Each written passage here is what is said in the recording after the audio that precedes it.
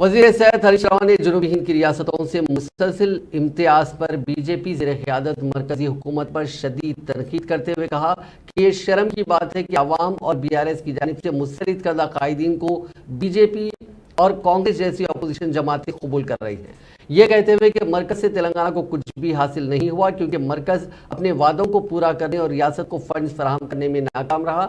वज़ीर मौसूफ ने कहा कि मरकज ने तेलंगाना को उसका हक बशमूल काजी पेट में कोच फैक्ट्री के वादे से इनकार करते हुए तेलंगाना के अवाम को धोखा दिया, जबकि रियासत की हुक्मरान जमात BRS दूसरी तरफ अवाम की ख्वाहिशात की तकमील के लिए काम कर रही है। उन्होंने कहा कि अपोजिशन जमातों के सुदूर को तब्दील करने के बावजूद रियासत में BRS की हैट्रिक होगी। हरीश राव ने कहा कि BRS की सुनामी का सामना कांग्रेस और बीजेपी नहीं कर सकते।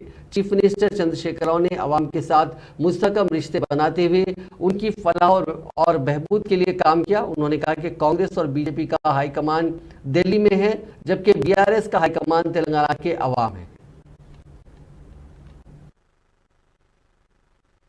900 కోట్ల రూపాయల భూమిని మీరు హక్కుదారులు అయిపోతున్నారు, ఇవాళ నుంచి ఓనర్లు కాబోతున్నారు.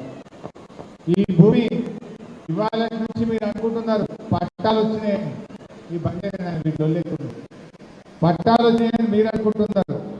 పట్టాలే కాదు, 10 ప్రయోజనాలు మీకు రాబోతా ఉన్నాయి. 10 पट्टा का मिल रहा आप लोगों को आज.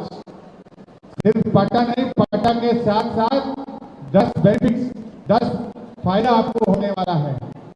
ఏమైతున్నాయి 10 ప్రయోజనాలు? ఒకటి, ఇవాళ నుంచి భూమికి మీరే ఓనర్లు. ఇక ఎవడు అటవీ శాఖోడు పోలీసోడు మీ దిక్కు కన్నెత్తి కూడా చూడదు. कोई आपके तरफ नहीं आएगा. అటవీ శాఖోడైనా పోలీసోడైనా మీ దిక్కు రారు. You are the owner of this property. ఇది మొదటి ప్రయోజనం. రెండవ ప్రయోజనం, ఎకరానికి 10,000 రూపాయల రైతు బంధు ఈ సంవత్సరం నుంచి ఈ పంట నుంచి మీకు రాబోతా ఉంది. మూడవ ప్రయోజనం, ఎవరైనా దురదృష్టవశాత్తు